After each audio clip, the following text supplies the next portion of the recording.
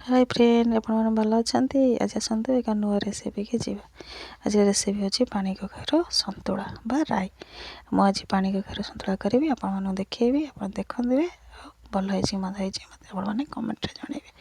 मो फास्ट गोटे पानी कखारू चुन चुन कर काटिदेली सारू आलू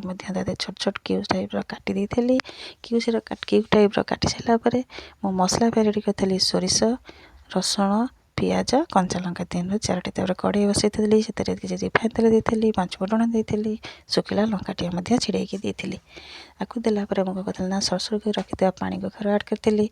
सारू आलू आपको आड कर देती आपको 5-7 मिनट पर्यंत भल भाव भाजी देती भाजी देलापर आमर पानी कखारू गोटे कंचार स्मेल थाए सेटा चली जाता मुझे आड करी मोर रखिदे गुंड मसला मोर थिला हलदी लंका आ स्वाद अनुसार लुण आउ बटा रखिदा मसला जोटा आम सोरिष मसला बाटी रखिदे ताको सब आड कर भल गोले गाड़ी दे टमाटर कटा टमाटर आड कर गोले गाड़ी दे ढाकुणी को दे देती 10 मिनट पर्यंत 10 मिनट पर मझे चेक करी मो परिवा सीझी बा ना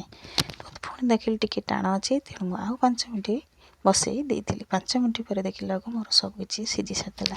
मुझे रखिदे कोरिकी नड़िया आड करी गोटा बड़ी आड करी कहना आउ 5 मिनट मो ढाकुणी दे देती मो तरकारी होता पूरा संपूर्ण रेडी मो तरकारी को बंद कर देती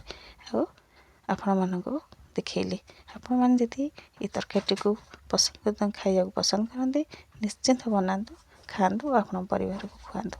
देखो बहुत टेस्टी ये पखाड़ खाया ये सतुलाटी बहुत बढ़िया लगे आपको आप सतुला दे पारती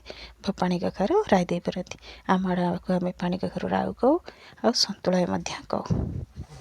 जदि आपको मो रोसईटी भल लगी मो चैनल को सब्सक्राइब करेंगे मत लाइक टे देवे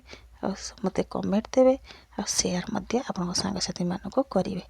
आती रहा मो रोसई रही जय जगन्नाथ जय मशाला